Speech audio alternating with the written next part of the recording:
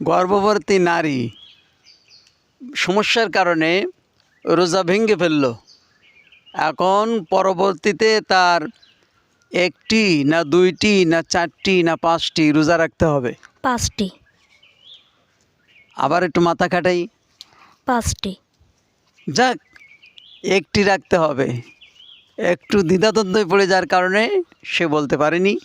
আমরা তার জন্য খুশি, সে মিডিয়ার সামনে এসেছে। রমজান মাসে ইবাদতের উদ্দেশ্যে মসজিদে অবস্থান করাকে কি বলা হয়? এতেকাব। ঠিক আছে তো? জি। মাশাআল্লাহ, এতেকাব বলা হয়। রোজা না রাখা বা ভেঙে ফেলা গ্রহণযোগ্য কারণ কি? পেশাব পায়খানা, না আছে অসুস্থতা, না ধান রোপণ করা, না খেজুর গাছ কাটা? অসুস্থতা থাকার কারণে। অসুস্থতা থাকার কারণে। এই কারণের ভিতরে ভেঙে যাবে। হ্যাঁ, ভেঙে যাবে না, অসুস্থতার কারণে রোজা ভাঙ্গা যাবে, গ্রহণযোগ্য কারণ।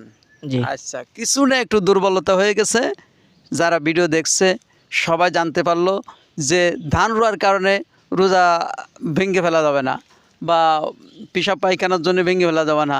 এ সমস্ত কারণ যদি অসুস্থতায় পরিণত হয় তাহলে কি ভেঙে ফেলা যাবে। আচ্ছা, মাশাআল্লাহ। দাদু ভালো আছো? রোজা আছো তো মাহে রমজানের প্রথমটা? আজকে কত সাল? 2025। হ্যাঁ, 25 সাল। তারাবির নামাজ তো পড়েছিলে?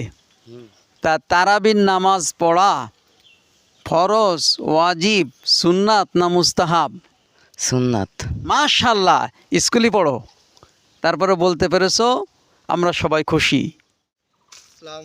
ওয়ালাইকুম আসসালাম ওয়া রাহমাতুল্লাহ। যখন আসলে রমজান মাসে আমার সঙ্গে সাক্ষাৎ করতে, তাহলে রমজান সম্পর্কে একটা প্রশ্ন আমি তোমার কাছে করতে চাচ্ছি। জি বলেন। প্রশ্ন হলো, কঠিন হলেও মনে হয় জানলে সহজ হবে। সেটা হলো, মাহে রমজানে যারা রোজা রাখবে এই লোকরা কারা? শিশু না মহিলা না পুরুষ না পাগল? কারা রোজা রাখবে? কাদের উপর ফরজ?